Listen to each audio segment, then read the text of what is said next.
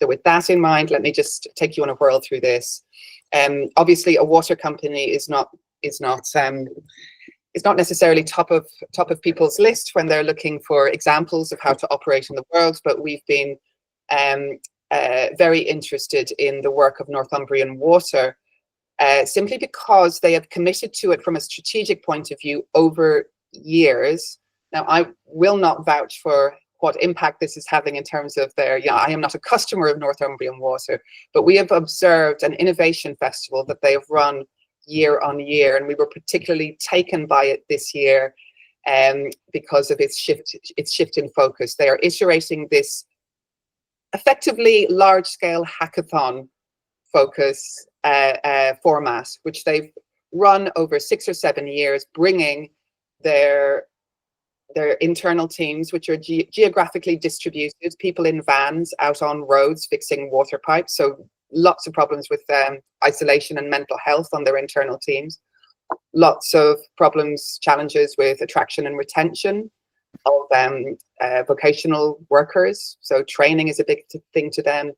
What they do is bring everyone together in a tent, including all of their workers, their customers and suppliers, their communities, local communities, schools, a really wide range of people, into tents in a day which looks for all intents and purposes, it looks like they're having a jolly, they're having a lovely time in a tent with entertainment, etc. But they are deadly serious about it, and the harvesting of insights, the shared challenges which are tabled and which are worked on together in different ways with all parts of their communities, find their way directly back into strategy. So they have this continuing relationship with their issues, which roll on year to year, and then they bring them back around, and they work in very serious and skilled ways with very broad communities in this 3-day festival. You can find a lot about it online. What we particularly loved about it this year is that they became really aware of some of the barriers to work experience in particular. So their studies of the talent pipeline, for want of a better word, people who are coming up through the system to become water engineers, there's a blocker in terms of work experience. They flipped the whole festival to target offering young people, 1,000 young people, work experience through the festival. And I think that just won our hearts, because they're running it anyway. They were able to unlock work experience through work that they needed to do, and it was paid work experience, very responsibly and considered engagement with local communities in order to kind of unblock that moment in a young person's life, and also bring them into connection with all kinds of opportunities through this format. So that's Northumbrian Water. On a totally different global level, if that is very local, not necessarily to Northumbria, because Northumbrian Water actually own multiple water companies nationwide, but that does happen up in the north of England. Tony's Open Chain is a really, really pleasing initiative to look at, because Tony's is obviously very pleasing as a chocolate brand and very kind of, inspiring in terms of their story. What's happening under the bonnet at Tony's Chocolonely is a really serious commitment to reducing exploitation and child labor in the chocolate supply chain, which is a huge issue. It's a global issue. And Tony's Open Chain is an initiative, a platform which looks at an alliance of chocolate manufacturers coming together in order to work on that supply chain, to source chocolate through that alliance. So this is a game changer. This is systemic change happening in action. And as an initiative, as a format, it's very carefully designed, as I understand it, not being a chocolate manufacturing specialist, but it's the kind of example that I think we look to when we look at serious industry-wide transformation. They have ambition to work at further scale. I believe they have something around the 20 partner at the moment. But the model of what they're doing, I think, gives us something to look at and to examine and learn from, which is really important when we're starting to think about where we get these ideas from, because not everything has to be invented from scratch. If we were to do that, we'll be a long time trying. So we have to be very resourceful in terms of how we look at ideas from one sector and transfer them to another. There's a few examples in here that are just close to my heart, and I've had to work very hard to convince people that they're working along the same lines, that they're relevant under this banner of openness and collaboration.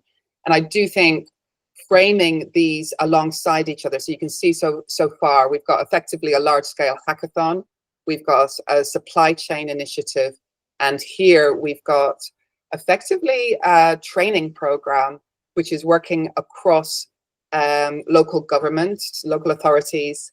It's an independent organization called Public Practice who work as a learning provider and effectively recruitment consultants. So ultimately they are identifying, they are running a recruitment exercise to place planners in local government, but they create a cohort, they train people together, and they create this kind of spirited, purpose-led initiative to revive planning as a purposeful discipline, I guess, after years of talent being leached to developers and to corporate practice. So working in a local authority was not seen as attractive, and sector attractiveness is something that we're going to be dealing with at all levels of systemic change. And we see that with the Chartered Institute of Waste Management, who are really concerned about sector attractiveness for waste. You need to be able to attract young people through in order to make those changes. So public practice, I think, is an example from the planning discipline that says if we work together and if we pool our resources and work across this network of organizations, we create huge advantage together. So there's a lesson in that, I think, for many sectors who are looking at attractiveness and who are really focused on developing their pipelines of talent. And all of this change cannot happen without that appeal. And likewise, starting a bit earlier, we're looking here at Veolia, and this is the South London, I always forget this acronym because it's CELCHIP or something like that, but it's the South London Heat and Waste Combined Power Site, where they do these wonder days for families. Now you can say it's an open day, everyone does open days. Why is that a thing? And I think it's for the same reason as we're looking at a public practice, that there is a sector attractiveness issue. There is a public engagement issue when it comes to waste. And in order to make the kind of progress that Veolia and other waste companies need to make, they need public support. You need to have buy-in. You need to have, if you are going to have a waste site next to you in public, in any area of the country, you need the neighbors to be inspired by it. You need consent and you need support. And you also need talent. So you need to have this relationship and understanding with the kind of change that we're looking at. And as waste, as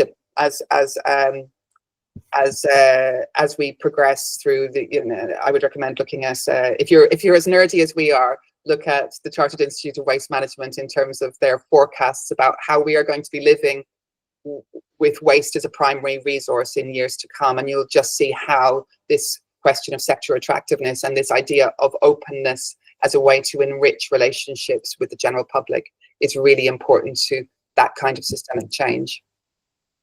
We're going to finish in terms of examples just on the work that we're doing. So I'm placing myself beside it, really, talk about standing on shoulders of giants. We've just created a kind of star-studded list and then put ourselves at the end of it. But I just wanted to highlight the work that we're doing at first hand, which is this ecosystemic real-world learning events, working with partners to unlock, as we say here, unlock ideas and practice skills through live and direct exchange. We are, I will come back around to that because I thought there was a little bit more about us here. And actually, yeah, let's forget about us for a second. I'll come back to us. I think we've got a couple more examples here. I love Sayura Hospitality. This was one of the first projects that we came across when we really started to question, how can we really be inventive? How can we be open, collaborative, and inventive in terms of the way that people learn, the way that you widen opportunity? And Sayura Hospitality is a novel format. It asks hotel chains to come together So competitors, people who would have been competing for staff, and we're seeing this theme again and again and again, where you had competitors, people are collaborating to mutual advantage. And these are the big hotel players. So they ran this, it's an American company, it actually ran in London a couple of years ago, where they set up a temporary pop-up school in Redchurch Street. They worked with local hotel chains, which include the high-end hotel chains, to recruit locally, to pop up temporarily, and to really speak to local people, highlighting, making visible the opportunity which is available, because the hotels are in a huge skills shortage, and doing these fast-track, effectively skills boot camps, with not a guaranteed job at the end of it, but definitely those hotels interested in the talent which is coming through. So you can see there's a theme coming through here in terms of talent and pipeline, and learning and skills. And I think I don't think it's just because we are coming at it from that direction with our work at Forth and with First Hand. It's also because if we're looking at systemic change, if we're looking at how we operate in different ways to deliver that systemic change, learning and skills are at the heart of that. So all of these different ways to widen access to those skills, to widen access to reskilling when in role, are really important to this idea of being more open and being more collaborative. And likewise, this is probably quite close to Sayura, but in a different sector. The Skills Centre has, again, something which is probably quite embedded in the construction sector, is taking advantage of activity which is happening in order to train. So this kind of apprenticeships mindset, which says if there is work happening, we can train people through that work. And the Skills Centre is doing it in a really interesting way, bringing different competitive companies together and working together in the same way that Sayura is. Likewise, London School of Architecture, I would say these three kind of sit in a pool together. London School of Architecture came out of an idea of widening access, of creating alternative parts to architecture. It's the first independent architecture school that was set up since the 1800s, because no one had really thought about how architectural practice and training could be more open to different kinds of people. They have since institutionalized, and I think that's a very interesting thing about these kinds of models of being open, these kinds of different initiatives and projects, is what you will find that something that looks like an outlier, which is sitting outside of the conventional approaches by, for example, bringing together employers in an ecosystem in order to train the new people who are coming through. What will happen if it is tested and iterated and brought through successfully is that it then becomes the new institutions. It starts to change the institutions which are dominant, and that's definitely what's happened with the London School of Architecture.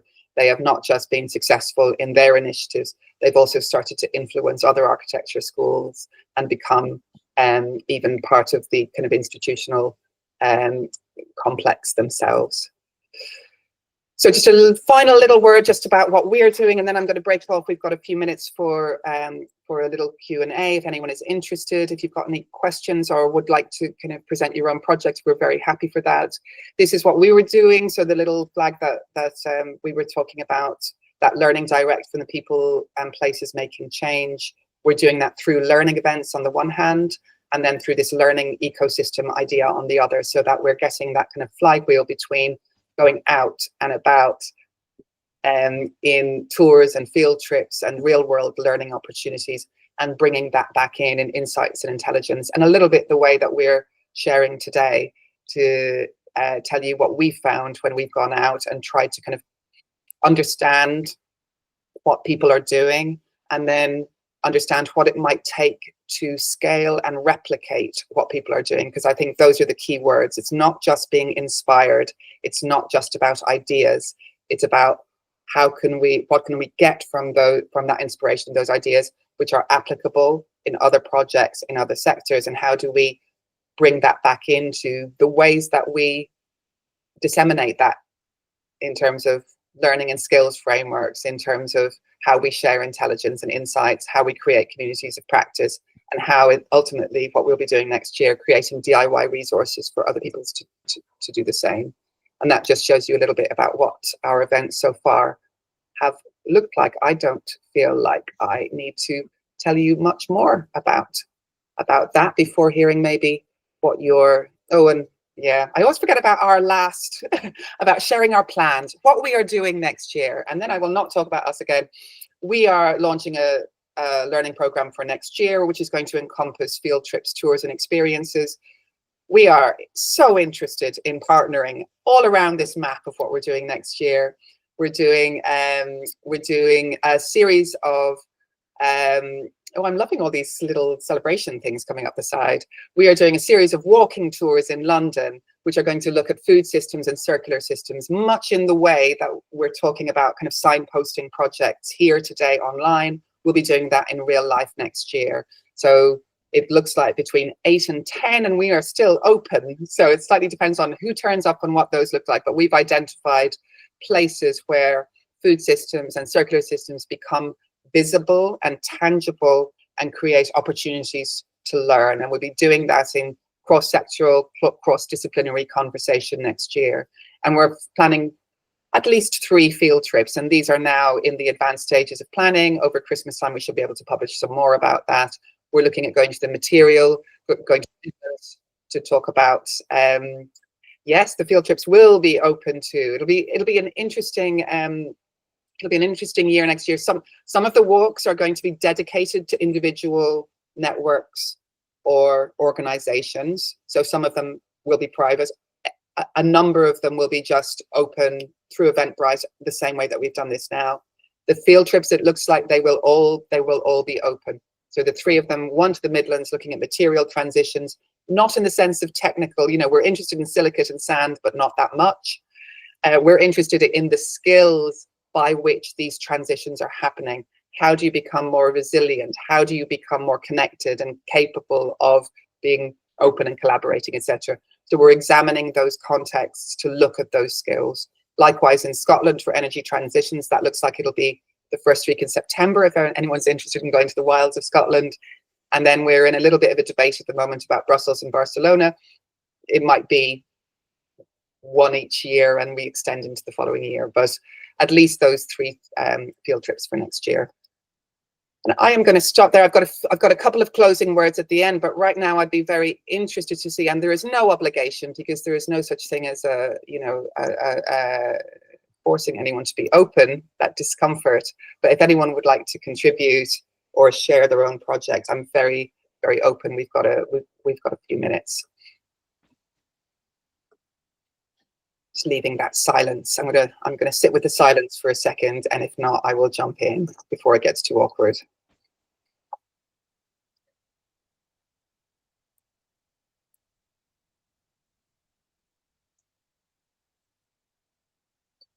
Dee, could I just make a comment or two? Josie. The industry, as it were, with which I've been most familiar during my working life is the industry of higher education. And I think that is a wonderful example of the way in which you can suppress sharing by government interventions in this case. And the government interventions in higher education over the last 20 or so years have been the imposition of competition, which didn't really exist in such a formulated form previously.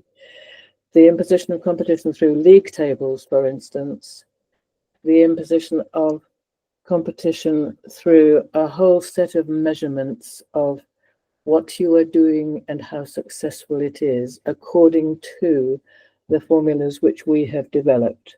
So what you are doing in research is graded, measured, and the results publicized. What you are doing in teaching, similarly. And all these measurements themselves are somewhat spurious.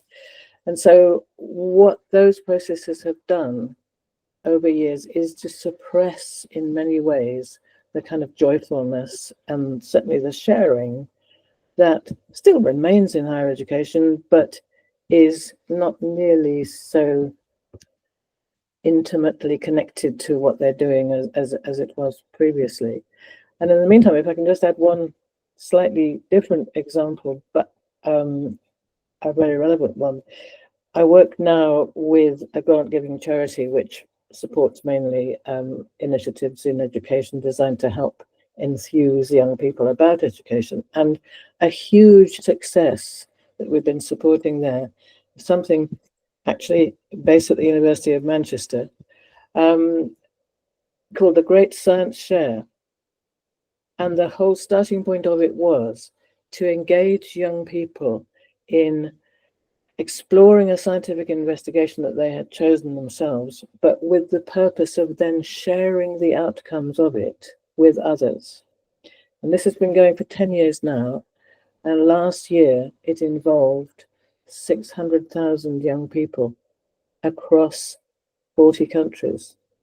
And the wonderful thing about that is the celebration of this is a big celebratory day, which happens all over the place and online, where lots and lots of young people come together again to share with each other and with others what they've been doing. And I could send some really interesting little videos of all that if anyone was interested.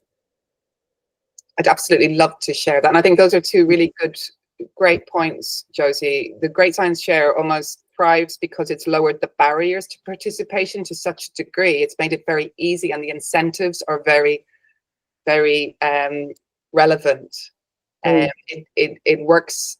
Its insights into why someone might share are really fine-tuned, and its success is phenomenal.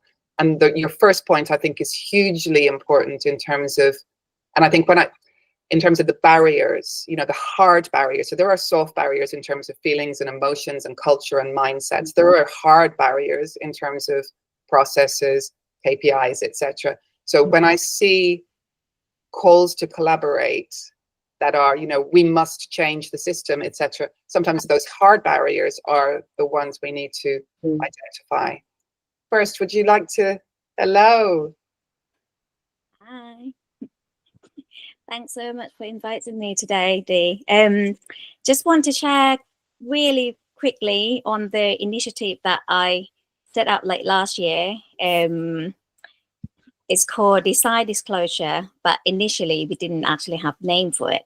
So I call it Sustainability Peer Review. So I set that initiative up for SME, small, medium practice architects, for architects, because I think, as you just mentioned, I find it's really important for us to actually come together and actually share how we do the practice in order to achieve, net zeros or whatever terms that we would like to use. Because I think in order to make ourselves accountable to whatever we're trying to commit, either publicly or, behind a closed door, I think we need some sort of peer review. And so from last year, this is our year 2. So from last year, it's been going really, really well, just because I keep the platform to be quite small. So everyone feel comfortable to share, but I think on the second years, because now the number of the members start growing. So it's come back to that, the boundary of how much everyone would like to share. Because I think, on the first year early on, it's just only small groups of us. So everyone's just really comfortable to be vulnerable and share all the practice that we find, whatever we learn, either the failure or the success. But I think the more the group start getting bigger and bigger, that just kind of become, so there's a limit in there. And I think, if you practice as an architect, that there's a certain thing that you can't really share. There's the sensitive information, on the live project and so on and so forth. So I think going forward, I still have no answer for that yet. How we would like to take that forward. But I can see that, being open, it's such a key and it's so important. And yet I have to come back to this platform myself, how to design the structure to make it, to hold that safe space for everyone. Yeah. And also be quite mindful about all the sensitive information as well. But that's something I definitely would like to explore further with, other people. Yeah. I think it's one of the again, those kinds of big barriers, which are real. And in fact, I was just thinking I was going to mention you, Richard Galpin, in response, because I know your work. And if you could just take a couple of minutes, because I do want to let people go at past. But I was thinking of you in terms of both your community of practice and your sharing of your community of practice, the kind of how-to, which has been so generous and so has brought things to life in such a vivid way in your area in South London. Thanks, Dee. Yeah, so I'm Richard Galpin, live and work in Walworth. Isabella, my colleagues, on the call as well. So yeah, we're kind of neighbourhood organisation doing, I guess, shorthand, don't have much time, community development type work, particularly around food systems, and Dee's brought some people down to kind of see the work we're doing. Yeah, I guess today's session, thanks for it. A couple of things it reminded me of from the work that we were doing last year when we Walworth, that I think you were referring to is sort of decisions we made to try and be open in the process. And I think it's something that a lot of organizations think about when you've done a big piece of work, you know, an evaluation report that almost inevitably tells you what a good job you've done. We did a formal evaluation report and then felt it didn't really get to what the experience for us had been of the work. And so we wrote, kind of inspired by something that we're involved with an organisation called Ratio, who had done some work around how to be wrong. And we wrote a list of 5 things we got wrong, and 5 things we got right. Pointless, really, including the 5 things we got right. Everyone wanted to read the things that we got wrong. And, you know, didn't hear much at the time, but we're hearing now, kind of a year or 18 months on, that that's the thing that people now know us for, because they've been and read. And there was this, it felt like there was a kind of vulnerability about saying what we, you know, it's for us a big funded project and we got a load of stuff wrong. And I guess the other bit was we did do a how-to guide, and, you know, everyone loves a toolkit, but actually the how-to guide pointed just to the files that we used, what the templates we used. And I think that was the stronger bit, really. It's much easier to design a how-to guide. It feels safer. It feels like you're doing the work and us as an authority are instructing somebody else. But actually, I mean, I would love to find out what people have actually used, but actually seeing the actual document that you wrote, you know, a session plan, the nuts and bolts of the work that we do is sort of quite often half finished or imperfect. Yeah. And that feels a bit risky just to share, but I think is probably actually much more useful. Oh, thanks so much for adding that, Richard. And I think it really, I'm just going to do a couple of minutes to close, but I think it really kind of cuts to the point of the change that we're trying to encourage, and how different that feels and what's useful within it. It requires you to change your mindset and expectations. It requires you to be vulnerable. These are not practices which are usual. Now, what I put on, I'm going back to Boston Consulting. So this is how Boston Consulting would approach, you know, what they would call a business ecosystem, a large-scale collaboration, a strategic collaboration. And I think it's really interesting to look to as, you know, as wide a range of projects when we do this. And in fact, Richard, I was using you as an example in a conversation where it was flatly, you know, rejected that I could talk about a community project as having, or a community organizing as having relevance to business. But I think the exchange, I think we had that conversation last year, the exchange is really important. And I think you can, you know, community projects learning from business and business learning from community projects is part of this change as well. And each finding roles and finding mutual benefit, you know, with the limits that I think First is very, you know, especially when you're talking about small organizations, that risk of either bumping into competitive issues, of people being malicious. You know, we're not assuming that everyone is a good agent in this. So I think there's things to learn. There are practices to learn from this, and we have to be not so utopian that we think that it's all possible, but not so closed that we think that it's not. So I'm just going to flash 2 things, and we're going to finish on the dot. This is how Boston Consulting Group would go about it from a strategic point of view. And I think that's really actually important. You know, if we're saying anything today, it's that being open and being collaborative is a strategy for thriving in uncertainty. This is what Boston Consulting Group is advising their clients to do. It's what I think all across the map we need to be doing in large business, small business, advocacy and networks. And that infrastructure that we need first. Richard, you're both building communities of practice as we are. And I think those networks of networks are increasingly important and can start to mimic some of the practices drawn from big business, drawn from advocacy and social justice movements, drawn from across the map, because we need them all. So sharing those practices are really important. Now, our position, I guess, and I think Christopher is actually on this call, our position, influenced massively by UCL's Climate Action Unit, who are our partner currently, is that action drives beliefs, that we cannot persuade people into this work. We do not start with the skills for that.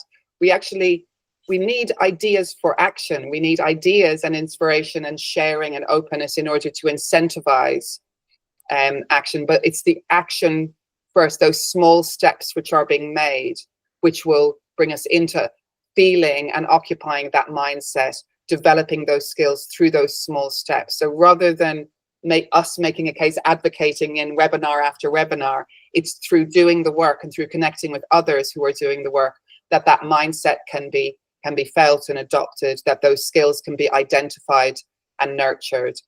And that bigger strategy, the bits which kind of say, we've done one tiny piece of experimentation that can inform our strategy, and that iteration which says we are building on what we've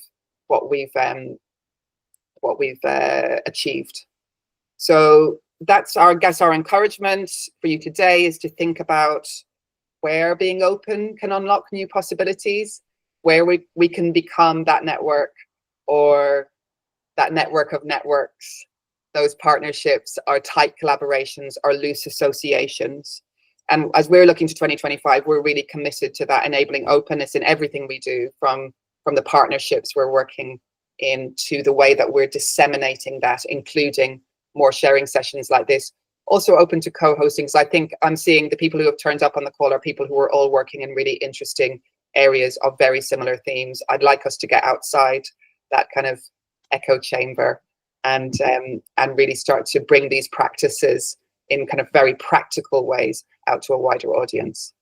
So please feedback. I am going to let you all go. It's a lunchtime briefing. It's only meant to be, certain limited scope. I'm really pleased to see so many of you that I don't know on the call as well, and those people who signed up as well. So hopefully this recording will be available, the notes will be available, and I'm very happy to pick up the conversation with anyone. We are now 2 minutes over time, which I hate. I'd like to let you all go. Many thanks to you all. Thank you. Thanks so much, Dee. Thank you. Thank you so much. Bye. Bye. Bye. Bye.